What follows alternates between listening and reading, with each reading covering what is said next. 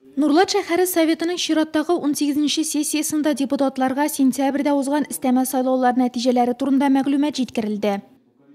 В день выборов на участке присутствовали наблюдатели, доверенные лица, члены комиссии с правом совещательного голоса от кандидатов в депутаты от политических партий. Жалоб и замечаний от избирателей и других участников избирательного процесса не поступало. Нарушений в ходе голосования не выявлено.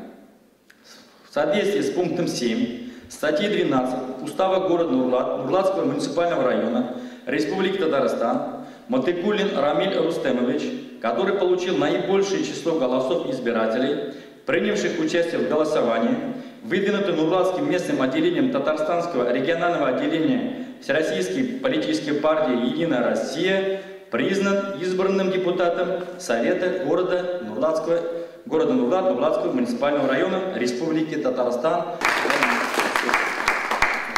Вы должны понимать, что это обязанность ваша будет, особая обязанность перед населением того округа, где вы избраны.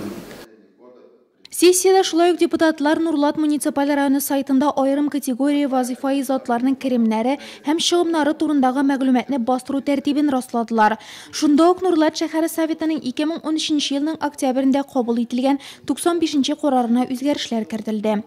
Бүген район советының да 18-нче сессиясе узды. Анда айрым эшчәнлек буенча керемгә бердәм салым салу буенча салым салу системасын гамәлгә кертү турында 2015 елда кабул ителгән карарга үзгәреш кертелде.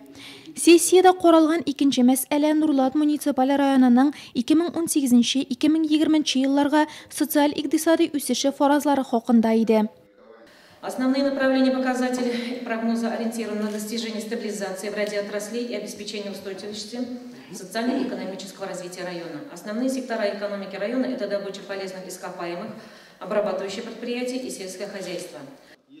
Шунда ук депутатлар карауына берничә оештыру мәсьәләсе дә тәкъдим ителде. Алар буенча да депутатлар тиешле карарлар кабул иттеләр.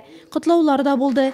Киекле җирле үзидарә башкарма комитеты рәисе урынбасары Рәзинә Кадыровага Татарстан Республикасы җирле үзидарәне үстерүгә керткән хезмәтләре өчен медале тапшырылды. Нурлатта мактаулы гражданнар саны тагы бергә артты. Нурлат үзәк хастаханәсенең анестезиология һәм реанимация бүлеге мөдире Васил Әбделмановка Нурлатның мактаулы гражданины таныклыгы һәм медаль тапшырылды.